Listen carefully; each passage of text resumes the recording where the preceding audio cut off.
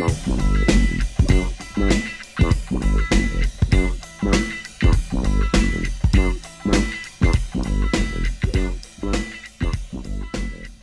everybody. Welcome to the Lando Lakers podcast. Brian Kamenetzky and Andy Kamenetzky. Very excited today to be joined from inside the bubble. Inside the bubble. You're our first bubble guest, Kyle Goon of the Southern California News Group. We've never had a bubble person. Love, by the way, that's too. Our word. That's our term. Okay, only we can only use that amongst each other. So we can't make like bubble jokes about like you and stuff. Like only bubble people can make bubble jokes. Yeah. Go ahead. Are you accusing us, Kyle, of appropriating your culture? Are we appropriating bubble culture? Bubble culture. You don't want to know that. You don't want to know everything about that goes on in the bubble. That's for sure. If we could, by the way, too. We really do want to know everything. Yeah, we're going to. If we could, Kyle, we would have some delicious pizza sent to you down in the bubble. Our sponsor, with great pizza, fantastic food, 2 locations, Hollywood, West Adams, and if you come in there, whether ordering online or you're just showing up, placing your order there, tell them that Cam Brothers sent you. You get 20% off. We would send pizza to all you guys down in the bubble, but unfortunately we can't. It just doesn't work. And like the 20% off won't really even cut into what would be a spectacularly large delivery fee. Yeah, service charge from either That's location. not even my sponsor, and I do love delicious pizza. I know exactly what you guys are talking about. Excellent. And nice. I will definitely be going there when I get the hell out of here, as LeBron put yesterday. Because I got to be honest with you, Kyle. Andy and I have been talking about the playoffs and what's been going on. Not that it's not a completely fascinating time in the world of the NBA, but we find you to be far more fascinating than the basketball right now. Yes, you personally. Let's start with food. Okay, so do you know how many days you've been there? Like Mark Stein, I saw today, said it was solid 50, and you got there before Stein, I think. No, actually, so Mark and I are on the same timeline, so it's been 50 days, and so I think theoretically we're on the down slope of that. Like it's going to be something like 94, 90, 95 days. So I'm over the hump, baby. It's all easy from here. How far in before you stop writing the notches on the wall? Like counting how many days that you'd been there, like Shawshank. You guys can see that? I thought I angled my camera so you couldn't see that. On his last day, he's just going to write, and so was Goon, in terms of he was here. Have you named a volleyball yet? Oh, no, but actually I will say, I can't say who, but I know a coach there. So there's some staff being transferred into the bubble. And I know a coach who brought a staff member who's currently quarantined a volleyball into the bubble. Oh, wow. That's funny. Yeah, who actually went ahead and did the whole joke. So you aren't the first person to see that. And, I wouldn't over 50 days. But like, so my first question is about food. Like, what is your food routine? Have you eat, like, how many places are available to you? What can you eat? Like, have you eaten at all of them? I assume you have. So I have dinner cooling on my desk over here. So most of the food is buffet style. It's like fine. Sometimes it's like not so great. But you know, we've had like anything you can serve like on a spoon. Like a lot of chicken. A lot of different kinds of chicken. We had po' boys that are not very good. We have tikka masala night, which is pretty good. Nice. Yeah, I don't know, like some meatloafs. I've had 2 different kinds of meatloaf. Like, where do you go to get? Like, where does it come from? Where does the food happen? So the media has one area in our little. So we're in the Coronado Springs Resort where the Lakers are. We are confined to a quarter of that very small plot of land. And we have one place where we go to get food. And then when we take a bus to go to the playing venues, we have another place on the ESPN campus that serves food. But they both serve the same thing. And every 2 weeks, I would say, there's a rotation in the menu, and it's fine. I like it. You're right that there's a couple restaurants, and they're mostly steakhouses or seafood restaurants. So It's like, do you want steak or do you want seafood? And either way, you have to pay too much, a $25 delivery fee. If you're an NBA player or coach, like that's not very much money. If you're a newspaper reporter, obviously we as newspaper reporters we make a lot of money, but just a little less than, well, as NBA players it was Patrick Ewing who said, we make a lot of money, but we spend a lot of money. I mean, the lifestyle that we live is really quite stunning. And so I understand, that you feel like, you got to preserve that when you're out of here. So, but like how much is food related to the psychology of like what you're doing down there? Because it can't possibly, 50 days cannot possibly be easy. We've talked a lot about the players and what they've gone through this week, but it's got to be hard for you guys too. Yeah, I mean, I think just to use food as a microcosm of everything, it's just, we have very specific hours where we can go eat, and although they sound flexible, like you can go eat breakfast from 8 to 10:30, but I'm going to have a 9 p.m. tip every night. So I'll be working at an arena until 12:30 and then go back home because we have to write at home for a certain portion. We can only be at the arena for a certain amount of time. So I'm going to be writing, like last night I was writing until 2:30. But like 10:30 for breakfast is kind of a big ask in some of these situations because we're working on a bunch of different clocks and it's just hard to change routines. It's very strict scheduling. And teams have, they have gym windows that are only 3 hours long and they change all the time because they have to clean the venues.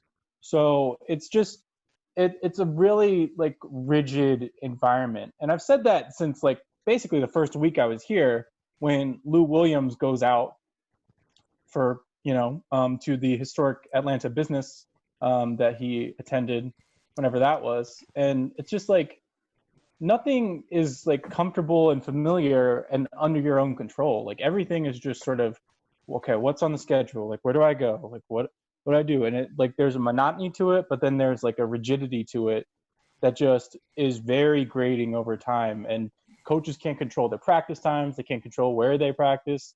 They can't control their tips, like, and players grate under that. And it's just like pretty much no control over how much we have to grind through this thing in 90 some days.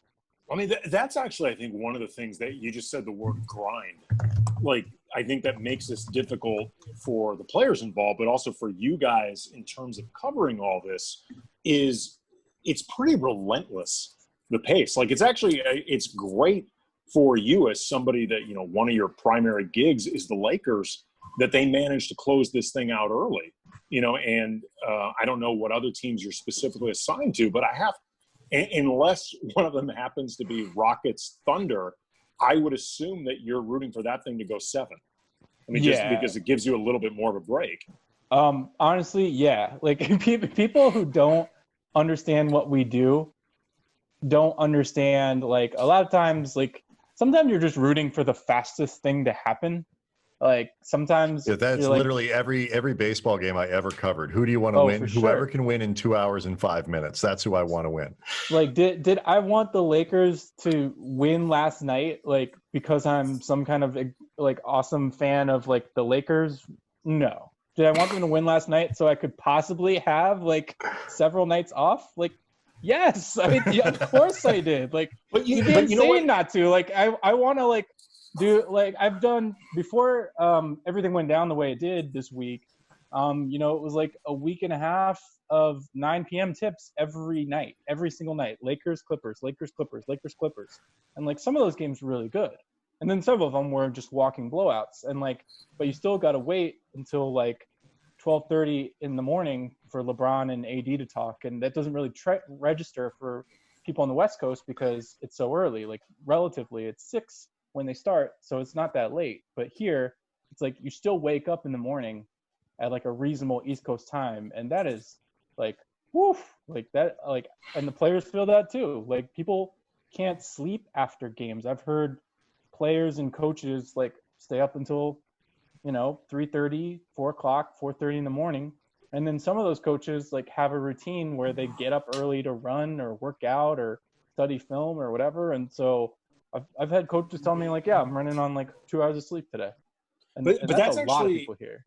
That's actually one of the psychological elements of this setting and these playoffs that I find really interesting, but also I have a lot of empathy for the players involved and for you guys as well.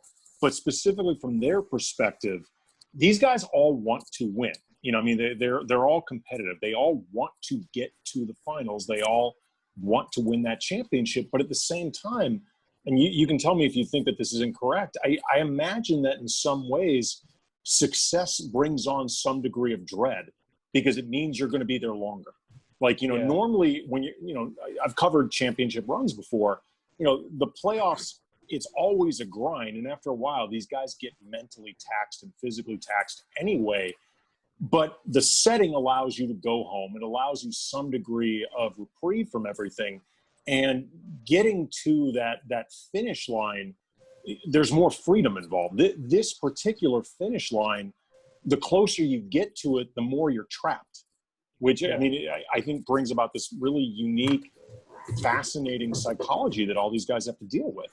Yeah. And I'll just point out one thing, and this is not like the discussions that the players had Wednesday night were obviously like there's a lot of factors in them, but think about who was ready to leave. Like, and you guys know because it was reported, like the Lakers and the Clippers, and maybe the two teams that have the best chance of winning the title in this whole bubble. And then who wanted to stay?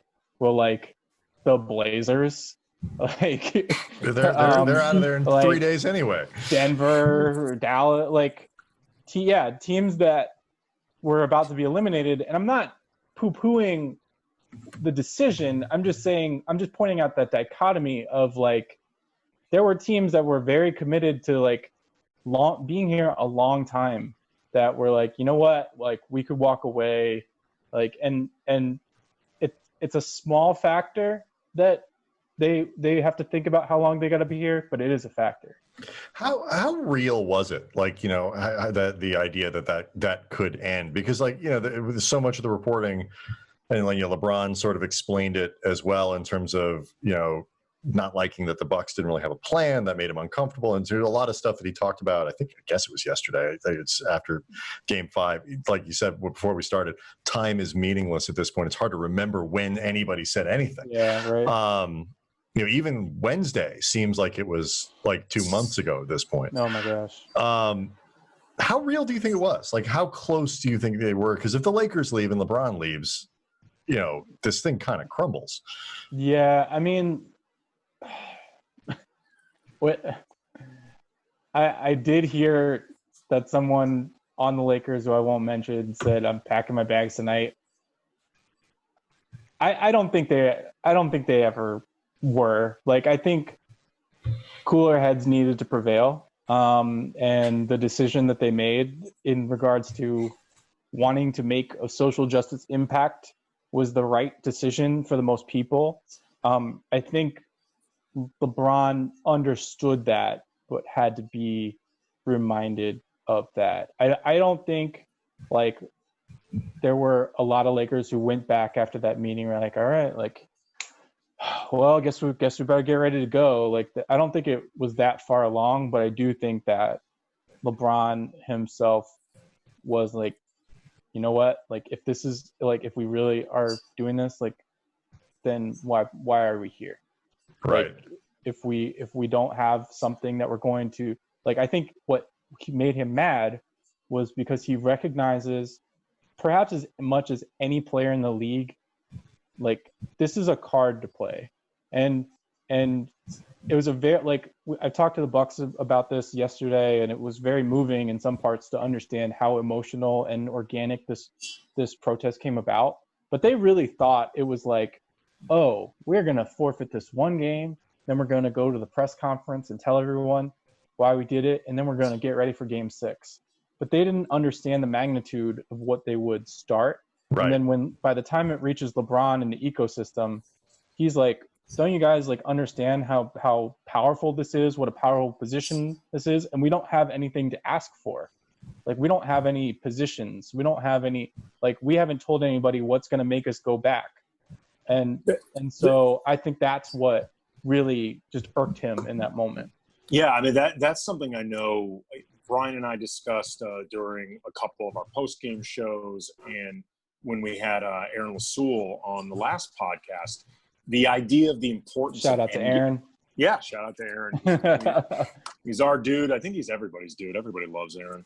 But like the idea of having that end game and knowing exactly what you're going to do and what you're going to be asking for and how important that is, because obviously, you know, those games just being postponed or, you know, at the time looking like they were threatened altogether, that is a really big statement.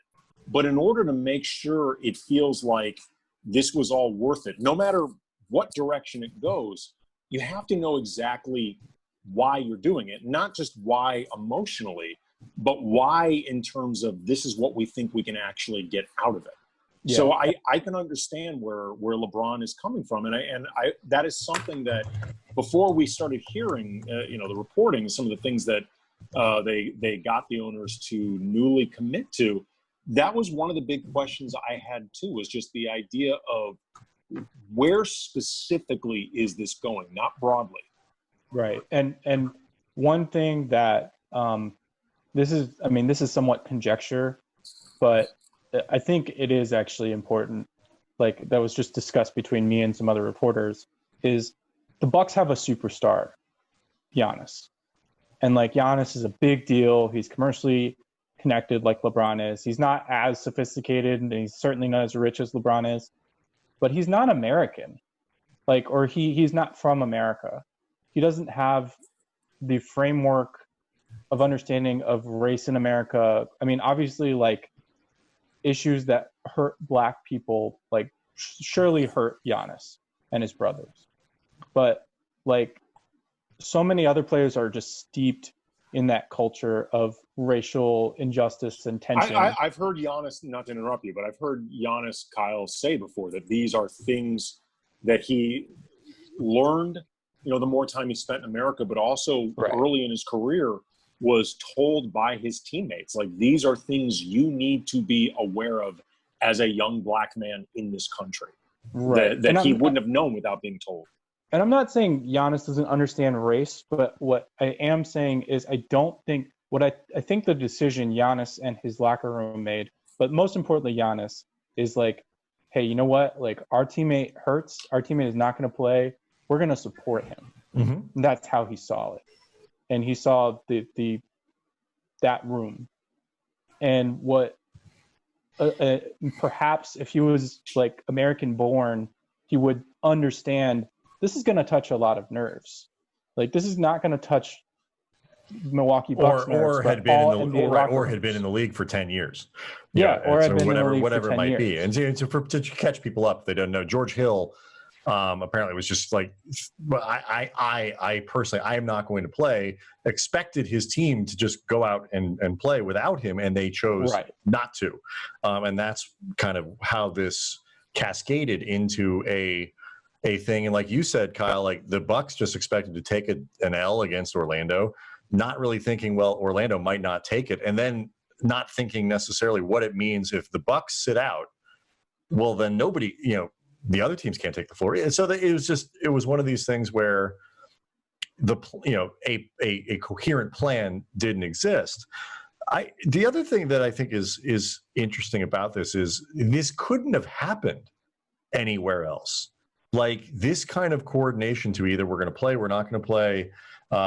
There's so many things that have happened and are bubble specific about the way that this playoffs is working out, both from, you know, the emotional toil that Paul George spoke about earlier in the week before this, which is its own story that I think is important. And, you know, the 7-game series all on neutral floors that are specific to this. And, you know, you're going to see teams make 3-game runs that they might not otherwise because, like, there is no travel back and forth, to something like this where a hugely important thing happens and everybody's in one spot. You can't do this if you're playing a normal non-COVID playoff, even if people are, still focused on the racial justice issues. I mean, everything about this is singular in so many ways. And it's one of the things that I think is fascinating about watching it. And I got to think it's one of the things that's fascinating about living it. Yeah. Yeah. And, I mean, you can think about all-star games because a lot of players are there and a lot of big players are there. But there's 200 players-ish here on Wednesday night. They all meet in a ballroom and all their coaches. And I was told by a league person that this doesn't happen ever. You have a bunch of guys getting together for rookie symposiums. Some make them, some don't. Then you have the only other comparable thing to this is a labor stoppage, which obviously this was unintentionally, but it was. And so it just, I think there was a degree of power in that room, especially when you think about who was there. I mean, LeBron, Chris Paul, Melo, Udonis Haslem, some of the guys who have just been these huge social justice voices for the last decade. And then Donovan Mitchell and Jaylen Brown and some guys who are kind of rising up from that bottom generation or the young generation rather, and have a lot of interesting things to say. And I think there's so much emotion in that room that night that probably people are still kind of reeling from feelings they had, including LeBron and Jaylen Brown said the other day, I don't know if I feel confident the owners are going to hold up their end of the bargain and thinks it's incremental. And so guys are still reeling, I think, from how it went in the moment. But I think the further we get from that moment, the more they'll think, wow, that was something. Because the thing is, positive stuff came out of it. I mean, we spent a lot of time talking about, and I as much as you guys, but how this was not really a planned thing, but good came out of it, right? Is it necessary for it to be sort of this totally mapped out corporate thing? No, which is interesting and kind of rare, honestly, in the NBA. So it I think that will gain a lot more value to players as the years go on, to be honest. How much do you think it's going to help these guys? And I guess in particular, the Lakers, what sense do you get of how many of them will have family coming down? And it's going to be very soon where teams can start having their loved ones or, family, friends, whatever qualifies into the bubble. Yeah. I know the Lakers are probably going to be one of the bigger contingents because they have so many guys with families. I don't necessarily buy that this is a universally just everything is good about this. I'm not saying it's not good to be with your family. Obviously it's great, but it is just this.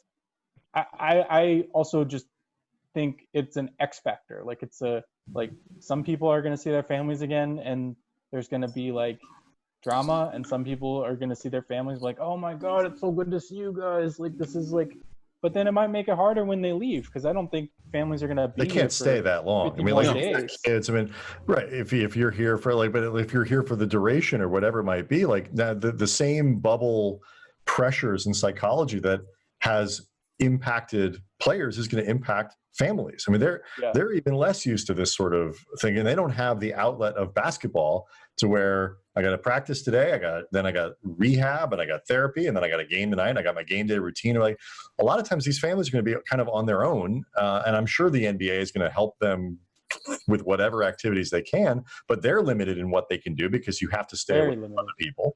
And so it's not a very family friendly environment, and there's a lot to go through just to be able to get in for a few days. It's hard. And I think of a lot of people, especially if you have little kids, can't be there that long. Right. And I mean, this is a workplace. This is this is a workplace, and several players have said it's like being stuck at work, and like there's not like rides or anything. Like I've like, and Tanya Ganguly and Rachel Nichols and I went on a boat twice, but like that was pretty much it. And they've already closed off one of those resorts. Did you make like, Tanya row? No, it was a pontoon boat, and I was the captain. Nice. For most. Look at me. I am the captain now. Were you the officially declared captain, Kyle, or were you like the captain in your mind, and you feel like everybody you assume that they agreed? Like, because you would think in terms of pure stature, and I hope you don't take this the wrong way. Rachel Nichols is the captain. Absolutely, yeah. Rachel would be the captain. She's the captain. Yeah. Yeah, you guys are thinking of this the wrong way. Like, you should imagine the boat as like a Rolls Royce, and who's going to drive it? Right. Who's going to sit in the back enjoying themselves?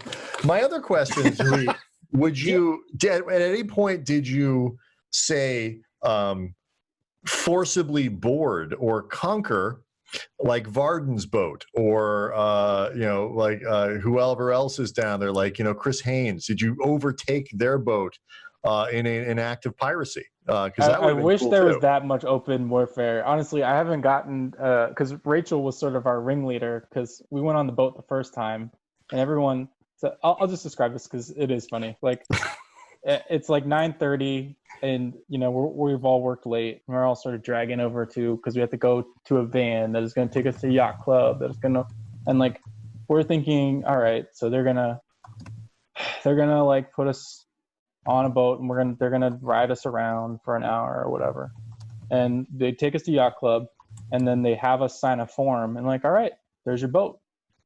We're like, oh, we get to drive it? This is amazing. Like, and every system I just described of like how it like grinds you down with schedule and rigor and like lack of control, like that was freedom. Like, and the boat only goes like 5 knots, right? Or something, some ridiculously slow speed. And it's a lake. It's not like you can sail off the bubble. Yeah, it's like there. You can go down a channel, and like the channel maybe is like, I don't know, like half a mile long, maybe a little longer, honestly. When like you can see the gate of like Hollywood land, and like all the people not wearing masks in line, but neither here nor there. But like that was freedom for us. We were like, oh my God, we're having the time of our lives. Like this is just a total break from the monotony. And so we get back, and like Rachel starts emailing Disney VIP services like an hour after we got back. It's like, hi, we would like to go fishing next week. Thank you. And like sending emails back and forth staccato with Disney VIP services to make sure we could go fishing the next week. But how'd you do? Did you? Yeah. You guys didn't see that? We Tanya caught the most fish. She caught 5 fish. I caught 3. Rachel caught 2. And if you look for it, you can probably find Rachel's video of me holding up a fish and then dropping it and squirming between my legs back in the water. Oh, like Ben Simmons. I got nutmegged by a fish. That happens. So it helps with Tanya, by the way, in terms of catching fish. She's got the quietest voice, and it helps to be quiet while fishing. So that's a natural advantage, an inherent advantage that Tanya has. Extremely quiet voice. So it's good for her. Yeah, for those of us who are doing a lot of these press conferences on Zoom, we do need her to speak up a little bit, because we can't always hear her questions, which are usually quite good. And so we want to hear what prompted this. What is the experience? For people who don't know, like the typical work experience for somebody like me and Andy is we show up at a game, we kind of goof off for a little while, we ask a couple questions in the locker room, maybe we write something, we go home. For people like you who do work, it's you're at the media sessions, you have contact, individual pull-asides with guys that you might want to talk to for a story you're working on. You're texting people around the organization. How are the nuts and bolts of what you're trying to do? How does that work in this context? Because a lot of the press availability everyone has access to. So what do you do? Yeah. I think one thing that you strive for is to try and get stuff that isn't happening on Zoom, and I've had some success with it, and some some you just have to have a lot of patience for, because there's a lot of schedule upheaval. Teams want to cancel because they're sort of ground down and they don't want to practice every day, or they want to have, a different kind of practice every day.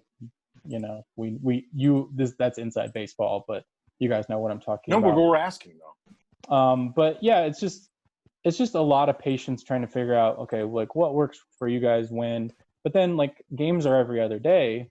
So then it's like, it's very tricky to find those windows because a lot of teams just want to take the day off and guys don't want to talk and guys want to turn off their brains. And then pregame locker room does not exist. Right. And that's tough. That's tough for a lot of us because that's sort of the foundation of like a lot of the relationships you form. So, I mean, I think like, but then there's some other things that don't happen where it's like, oh, you might run into somebody in the bubble, and like the players have the run of the grounds, we do not.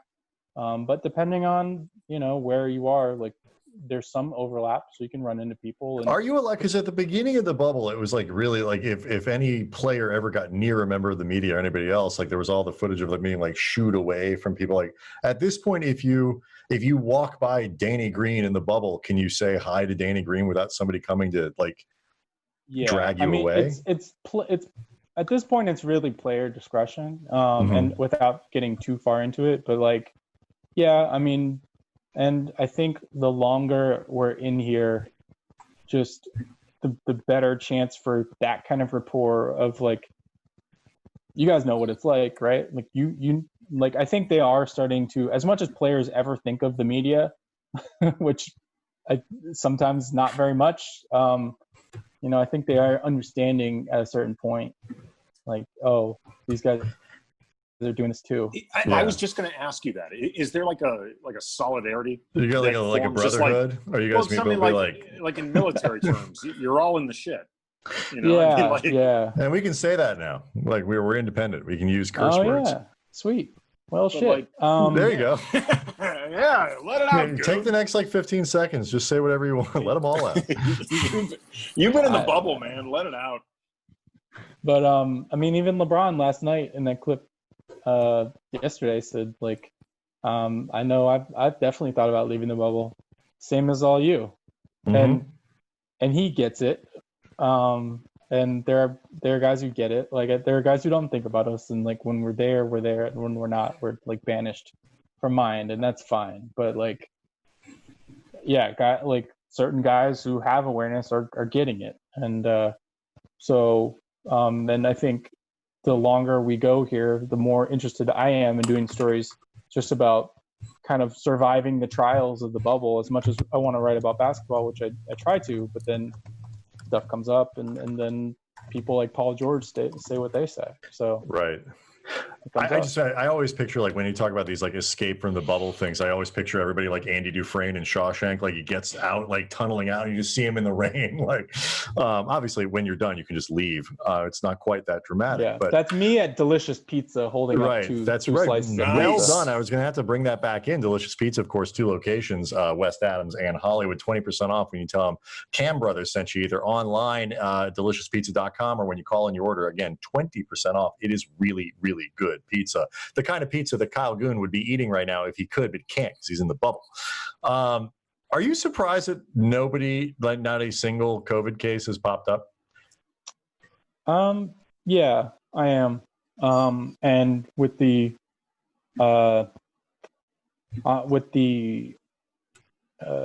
asterisk that the second biggest wave of risk is right now. Right. There's families coming in, and like teams are gonna want to speed that up. I mean, teams don't want their families and players to be inconvenienced, and you're gonna say, well, how few days can we quarantine? Can it be 4 days? Can it be?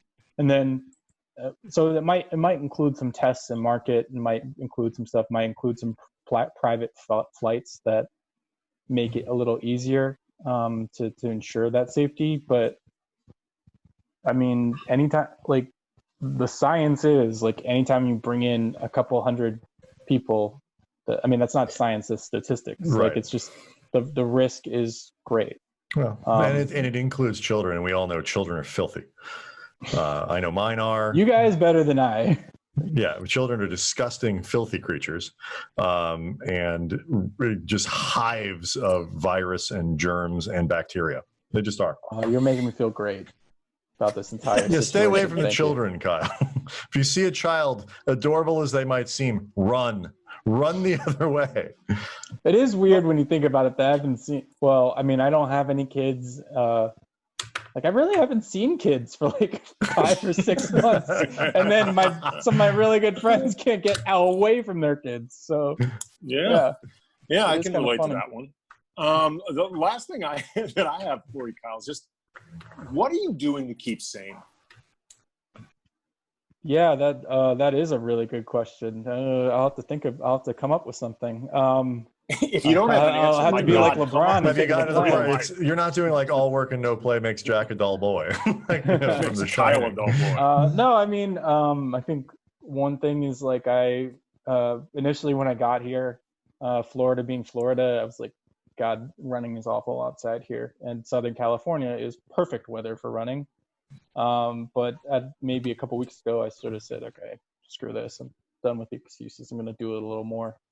And then just a couple other things. I had some food out the other night, where like not the buffet line food, and I think I don't know. I do have to find more stuff for myself because I was telling my colleague Miriam Swanson, who I'm sure you guys know, Yeah. and is a delight. It just feels hard to take off work when it's like, okay, well, every day like there's escalating playoff stakes, and I don't cover the Clippers and I don't write much about them even from here, but I do go to the Clippers games in the event that, hey, maybe they're the team I'm covering in the finals. And so then like today, like the Lakers are off finally, and the Clippers are playing. Like I could take a day off, but it's also a closeout game for them potentially. So like, and that's like every day here because there's games Right, every there's day. something, and you're a conscientious person who understands like it's both an enormous thing that the NBA is putting on, but it's also an enormous expense for like your company to send you there. So it's like, there's an obligation that you feel I'm here. Thankfully, it's a great time for media in terms of the money they're taking in and stuff like that. So you don't need to worry about that, Kyle. Order the extra lobster. It's Well, gonna be fine. in this larger sense, like for our business, there's a bunch of people here for ESPN. There's a bunch of people here for Turner, who are the TV partners of the NBA. And then there's 11 other media members. Wow. 11 in the entire country. And like, for me, I'm like, how am I going to waste that? Right. Like, how am I gonna, and I am the junior member in every way in that group. So you end up rowing. That's how, that's why I drive the boat. Do other people call you to row their boats too? Like, do the Turner guys like, Goon, me and the ball we got boys. a boat ride, get out here. But I mean, how do you waste that? Like, if you have an opportunity to go to some of these playoff games, and I didn't go to Jazz Nuggets today, even though that's a potential Clippers opponent, but like, I'm just like, man, if I just burn both ends like that, I'm gonna break down. But then on the other hand, it's like, there's only so many people who can do this, and there's so many people who can't. And I have so many colleagues who want, who want these insights, like you guys. I mean, like, that's why I'm talking to you guys, because I want to like help spread the media coverage of this place and help people understand it, because it's just there's so few eyes in here. We're gonna tell the story of what's happening. By the way, it dawned on me while talking with you before we let you go. You guys down in the bubble, like the media, may be the only people in this country indulging in buffets. Like, I don't think buffets exist anywhere. I think I've seen some in Arkansas or something. Well, I mean that's probably nowhere you want to eat. That's true. Yeah, I mean, come on, Arkansas. That's like a junior state at best. Without COVID risk. Is that what you're saying? Like, yes, exactly. I mean, period. I mean, period. Buffets are. It's not a good. It's not a good time for buffets. I'm not serving it myself. There's a person with a face mask and a period. mask. Still. Bad time. It's a bad time for the buffet industry. It's a bad time for the pants industry. Both are failing. Like, it's just neither one of them. Like, pants are just no good for anyone right now. Wait, how independent are you guys? Because I could show what I'm wearing under here. No, not Pretty that independent. I mean, that's up to you, I suppose. I'll save it for next episode. I mean, there's no visual element to this podcast, but if you want to no, show there us, is. Kyle, We post them. That's true. Oh yeah, I forgot. We do. I forgot. So and this would be a good way to. The viewership is much lower than the people who listen. Like, the downloads are much higher than that. This would be one way to goose that. I mean, that's true. So I mean, I guess it depends on how much you care. Exactly. How much you care about our future. How much do you want to spread word of the bubble and the way things are? Right. And you can't even, like, that's what I was thinking, like, the ultimate thing here would be like some sort of rom-com called Bubble Love, where you meet somebody inside the bubble, but even that doesn't work because nobody's allowed in. There's no, like, and you can't, no Disney employee over there. No one's allowed to come in my room. You can be reported for that. No one has. It's not cleaning lady every time I go to breakfast. Like, there are cleaners here, and I swear they have a schedule of, like, when I need to, like, get in my room, coming back, where they're just like, they're still there. Okay. They only do that to the junior rowers, right? Like Rachel Nichols, they don't do that. I was about to say Rachel probably just sent them. Do they have those Surrey bikes? Where, like, the one, like, 4 people can pedal at once, like, from the front and the back. It's not socially distant enough. Oh, you're right. Oh, yeah. Oh well. Yeah. Well, Kyle Goon, you're eating at a buffet. That's true. So don't ask about the legitimacy of the rooms and if they all are cohesive rules, because it's just, that'll be our second sequence sometime. You're welcome back, Kyle. We'll have you on, and you can call anytime. Down too. Hey guys, just need someone to talk to. Call anytime. Kyle Goon, Southern California News Group. If you haven't been checking in on his stuff, it's on. We follow you on the Twitter machine, but you're also on Instagram, and your Instagram stuff has been really good. So go find him there, and it's great coverage. He calls himself a junior member of the bubble, but he's doing senior level work.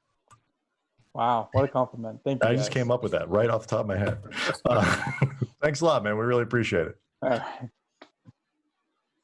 right. Our thanks again to Kyle Goon of the Southern California News Group for giving us so much time. I mean, we're recording on a Sunday evening, our time out in LA. So he's staying up late on a semi-off day to talk to us. We really appreciate it.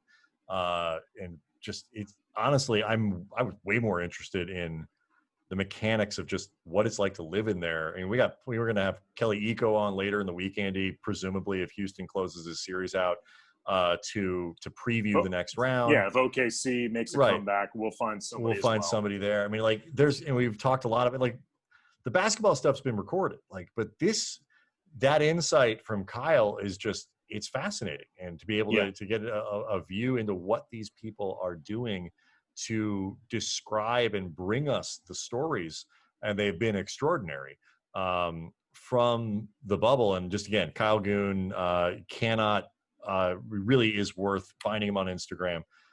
Find him on Twitter. Twitter's easy. Read his coverage. Goon. Very good writer, very good reporter. I should actually Instagram.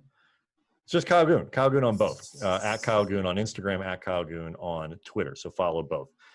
Before we go, the other thing that was huge this week, and just monumentally sad, was the death of Chadwick Boseman, who had been battling, 42 years old, nearly 43, had been battling cancer for 4 years, I believe it is, since 2016. About 4 years. Which is something that nobody knew, including, I mean, I posted something today on our Twitter feed from Ryan Coogler, who, of course, directed Black Panther, directed Chadwick Boseman in Black Panther, is what I was trying to spit out.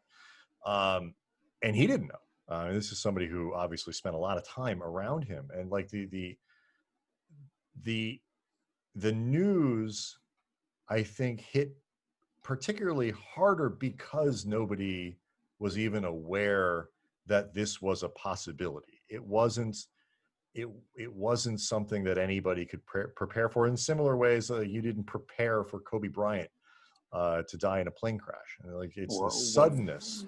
Or David Bowie, for example, was obviously much older than Chadwick Boseman when he died, but his battle with, I believe, cancer had been was very extremely private. But but that age thing makes a difference. Right, like sure, but I understand the point you're making. When Prince died, that was out of nowhere. Yes, and so it's become it wasn't just, and it's not surprising why, but it was a story that is not just a Hollywood story. It's turned into a sports story and a society story, and one that has really been felt in the NBA community for a lot of the reasons that dovetail very cleanly to the racial and social justice issues that players are talking about. Yeah, I mean, for people who are unaware, Chadwick Boseman was a really big basketball fan, really big NBA fan, played basketball his whole life. So he had this connection to the league. You know, social media, there was a photo going around a lot from the Oscars with him and Kobe together after Kobe had won his Oscar. And, you know, losing the two of them, you know, in the same year, young, it essentially the same age.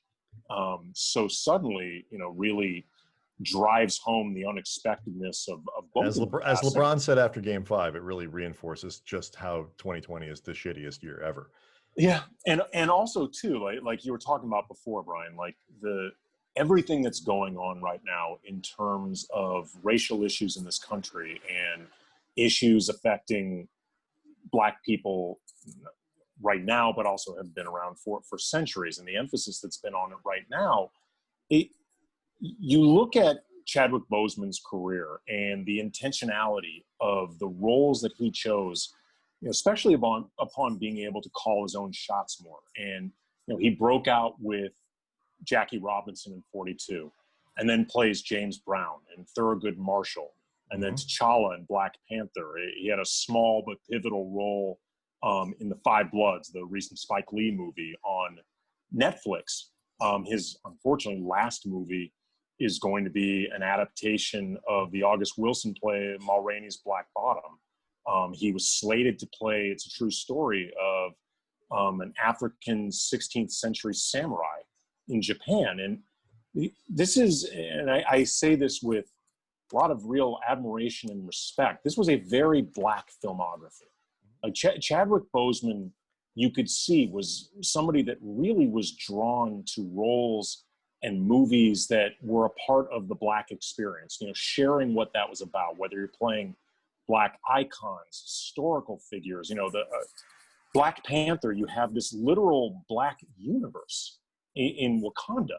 And, you know, I was reading like you had mentioned, Ryan Coogler's tribute, and Chadwick Boseman was really aware of what Black Panther was going to mean to Black audiences, the potential impact in Black Hollywood, and the roles that could be told more, you know, to Black kids. And he said, quote, "They're not ready for this, what we are doing.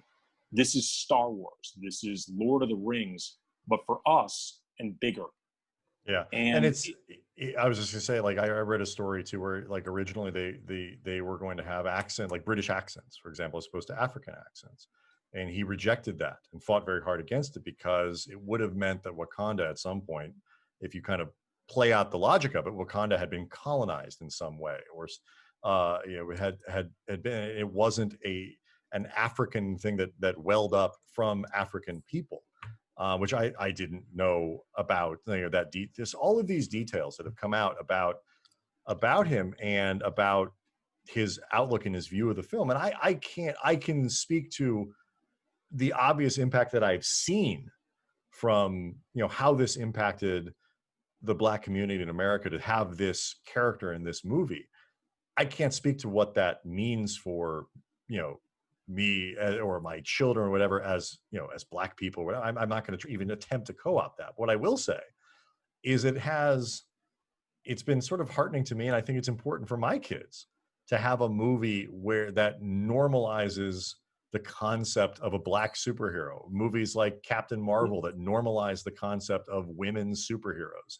You know, the WNBA, which like, and I think as a society, we're slowly moving to that place where little kids now don't necessarily differentiate, at least out here. Maybe it's a California thing, I don't know. But like that, to me, like when a couple of years ago, my middle son, my youngest son, my middle child asked me, "Is like, I want to go be Black Panther for Halloween." That to me was really cool. Like he didn't look at that and be like, "Oh, that's a black superhero. I'm not black. I can't be that guy. I have to go be Superman or something like that." He wanted to be Black Panther because Black Panther is awesome. Yeah, and these stories are important. My point being that these stories are important for everyone in different ways. I don't mean to try to put my story on the level of what the impact was for other communities, but it's not unimportant for my kids. You're allowed to feel it. I mean, you are allowed to feel it because, Ryan, that's the point. Right. Like, I'm trying to not to co-opt the death of Chadwick Boseman into like something about like me and my kids or something. It's okay. Right. But it's okay to speak about why it would affect you. I mean, sure. I think that was part of his goals in what he, in what he was looking to do. And I mean, I can say as somebody who is married to a woman that isn't white, she's Mexican American, but I know just from her talking about this, what it means just to have these type of movies that just feature representation. Yes. And that type of impact, whether you're talking about Black Panther, whether you're talking about Hamilton, which has been released now on Disney Plus, and my wife has watched, I'm not exaggerating, at least 15 times.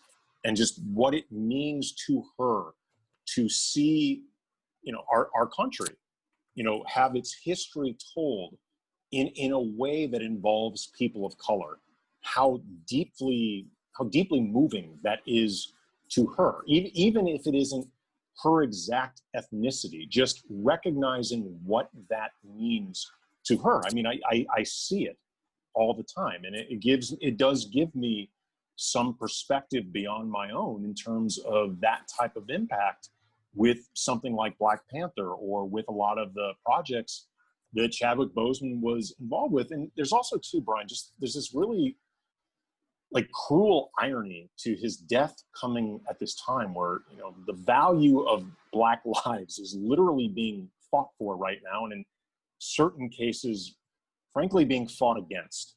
And, it's also coming at this time when Black lives on screen, this has been, a battle since the existence of Hollywood in terms of the way people of color, the way Black people are portrayed. And, representation is not yet where it needs to be, but it's much better than the point where Chadwick Boseman became a star. And in particular, too, I think the idea of going beyond just colorblind casting, like that used to be propped up as a goal like 20 or so years ago. The idea of just, well, the role could be for anybody, so why not Denzel or Wesley Snipes or Morgan Freeman? Like, just as long as it's neutral, let's look for somebody of color to play that role. Right, which is great. But what we're talking about when you look at the roles that Chadwick Boseman was playing and the projects that he was drawn to and a part of, we're talking about roles specifically for Black actors, part of a Black story being told. And he really seemed to be... Which means a Black film is getting made. Yes. And it's incredibly important. And he's among the few actors who had been, really in the position of making that a priority, but he was also really determined to do it. And also, too, with the stories that keep coming out, one of the commonalities is just he apparently was a wonderful person. Yeah, I've tweeted out a lot of stories of just like, there was a thing he did for Jimmy Kimmel where he kind of like people talk to the Black Panther poster and he just pops out. And so like, he does seem like just a really wonderful human being. And the world is worse off for losing both the talent and the person. Oh my God, he was a good, I want to make sure we emphasize this. Excellent, he was a good actor. And to see, you mentioned Ma Rainey's Black Bottom, which is a tremendous stage play by August Wilson. Yeah. Like to see him, as you mentioned, work with that source material as his last film. It correct? is, I believe, his last. Yes. Yeah, it'll be something that will be worth seeking out for sure. Quickly, just we're going to recommend quickly a few other pieces. Kevin Powell wrote a really good piece for CNN. CNN Kareem, as he's often does, wrote a terrific piece for Hollywood Reporter, and our friend LZ Granderson wrote what I think is the best piece I've seen on Chadwick Boseman for the LA Times. So you should seek out all those. For sure. I'm just trying. There's one more. They wrote a great one. Kelly Carter wrote a great one for The Undefeated. That's what I was ready to get. That was a really good one for The Undefeated. So check that one out as well. Also, just thanks again to Delicious Pizza, 2 locations, West Adams and Hollywood Delicious Vinyl. Thank you to you guys for providing our music for the show. Again, next show, I think, will be the preview podcast for the next round, either OKC or Houston. And thanks to Kyle Goon again for joining us, and we'll see everybody next time.